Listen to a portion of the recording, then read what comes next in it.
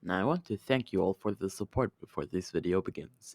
Now, as you can see, the movie of What If Naruto Was an Uchiha has been doing amazingly, and the first part of What If Naruto Was no Otsutsuki yet is doing like almost as well, which is crazy to me. So I hope you all had a fantastic day until this, and I'm hoping to make it more fantastic. No, have fun.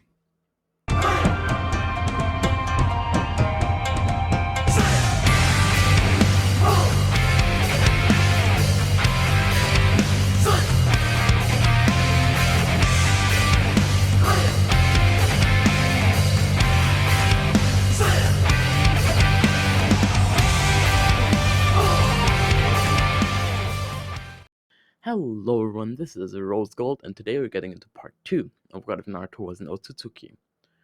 Now, I hope you all enjoyed the last part, and I want to thank everyone, especially the new people that have subscribed, as it does really help out, and my last two videos have done stupidly well.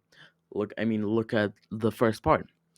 Now, I'm going to keep this short, but only 10% of the people who watch these videos subscribe, so if you want to be PogChamp, then subscribe.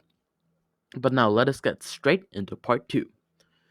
We start this part off from Naruto's perspective, who was smirking at Kakashi. Seeing his sensei, he was very glad to have someone this strong, but something that he could not look past is the power gap between him and Kakashi. While it was way smaller than the original, it was enough for Kakashi to beat him in a fight with semi-effort, so he sent for Sasuke. After sensing him, he bludged over there at speeds rivaling even a high-ranked Chunin, surprising Sasuke greatly, who was shocked enough to not even complain about Naruto telling him what to do.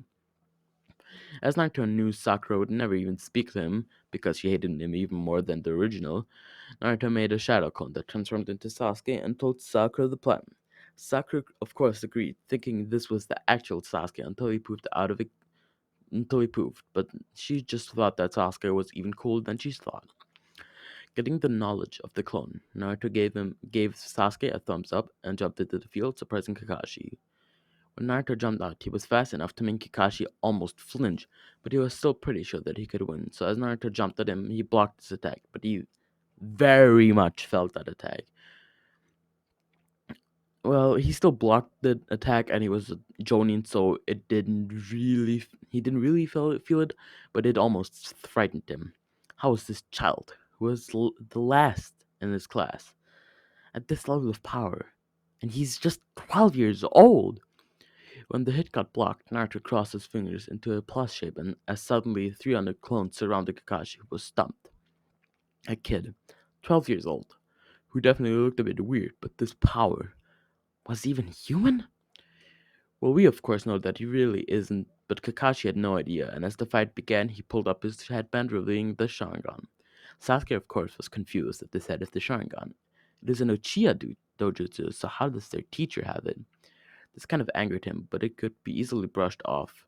And that's what he did, following Naruto's plan. As Kakashi was busy fighting off the clones, actually having to put in some effort, Sasuke sneaked in fireballs when he could and tried to get closer to protect someone. When there was only one Naruto left, that Naruto smirked at Kakashi, who was confused. While Naruto had made a ton of shadow clones, he made a ton of them against Mizuki as well, so this wouldn't drain him too much. While Kakashi was still confused, he could hear clicking of bells. Sakura and Sasuke had went in and stole the bells at some point. And of course, Sakura gave them to Sasuke, but she kept the other one to herself, as her disdain for Naruto was not at all lifted, as she had thought it was Sasuke's plan all along. But she was still awestruck at the power she had seen. When Sakura walked past him, she whispered, "Freak," loud enough so he could hear it, which saddened him a bit, as he still had that mini crush on her like the original series. But Sasuke helped him up and actually gave him a pat on the back. Well, Sasuke was like the original. This power was so great that he couldn't help but respect the person who wielded such power at such an early age. Maybe he could help him with killing his brother sometime. After this, Kakashi had told them how they had passed and like the whole speech. Of course, Kakashi was a bit drained after this, so they didn't do as many missions, but he quickly recovered, so they still had their fair few of E-rank missions, which bored both Naruto and Sasuke greatly, especially when they had to fight the same cat, which had gotten lost twice now. So they asked for a higher ranked mission from the Hokage after Kakashi decided that Naruto and Sasuke's potential were unused and even wasted in these missions. And Sakura was there as well. When Hiruzen looked through the mission papers, he found a C rank mission that they could do, to which both Naruto and Sasuke avidly agreed. A C rank mission sounded a lot more interesting than E rank missions. When Tazuna walked in, he was almost too fearful to insult either Sasuke or Naruto, so he insulted Sakura, but telling her that her forehead is longer than the triple B, which of course angered her, but also angered Naruto a bit. How dare this man insult one of his teammates? When Team 7 arrived, the journey began shortly, and that trip went pretty similar until Zabuza arrived. Naruto's sensing capabilities were pretty good in this because he had something similar to Six Path Sage Mode locked in his body, well, sealed. But it had seeped up the tiniest bit once, and even with that, he was still able to sense Zabuza and told everyone to duck when his sword came. So Kakashi still fought Zabuza and ended up in the water prison like usual, but when Naruto saw this, he got very angry. Seeing his sensei being humiliated by this disgusting creep in a water prison, he fully awakened his Sharingan to the two Tomoe, which made Sasuke grit his teeth. How would this boy, no, this thing, awakened the two Tomoe Sharingan?